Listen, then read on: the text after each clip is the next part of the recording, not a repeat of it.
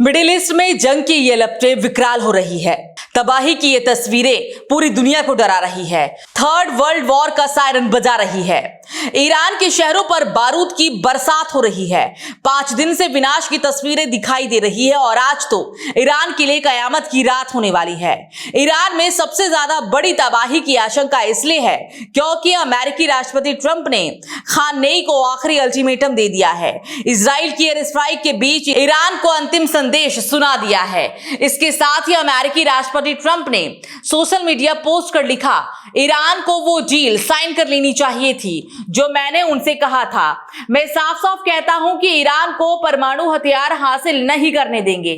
मैंने बार बार यही कहा है, सबको तुरंत तेहरान खाली कर देना चाहिए।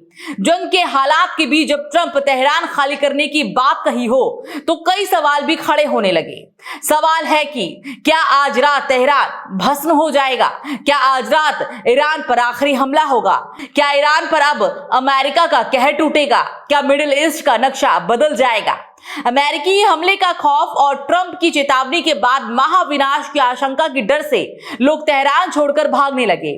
सड़कों पर गाड़ियों की लंबी कतारें लग गई। हाईवे पर भयानक जाम की तस्वीरें दिखाई देने लगी। लोग कैस्पियन सागर की तरफ जाने लगे।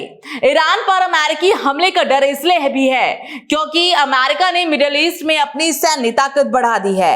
अमेरिका ने इन जगहों पर फाइटर जेट्स में तेल भरने वाले प्लेन और वॉरशिप तैनात किए हैं।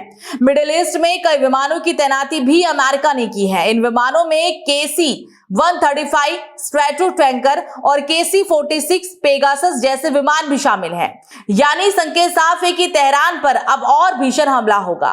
ईरान में महाविध्वंसक हमले की आशंका इसलिए भी है क्योंकि इजरायली पीएम नेतन्याहू ने भी हमले का बड़ा प्लान तैयार किया है। सीधे खामेनेई को टारगेट करने का प्लान बनाया है, जिसका खुलासा उन्होंने एक इंटरव्यू के दौरान किया। नेतन्याहू ने कहा, ईरान के सुप्रीम लीडर खामेनेई को निशाना बनाने की संभावना से इनकार नहीं किया जा सकता। खामेनेई को निशाना बनाना संघर्ष को बढ़ाएगा नहीं बल्कि इसे खत्म करेगा। हम वही कर रहे हैं जो हमें करना है। मैं डिटेल में नहीं जाऊंगा, लेकिन इतना जरूर कहूंगा, वो असल में हिटलर की न्यूक्लियर टीम है और यही वजह है कि खामेनेई की टीम को खत्म करने के लिए नेतन्याहू ने पूरी ताकत झोंक दी। नेतन्याहू की फौज ने ईरान में एक बार फिर सैन्य ठिकानों को टारगेट किया। ईरान ने एक और टॉप सैन्य अधिकारी को मार गिराया।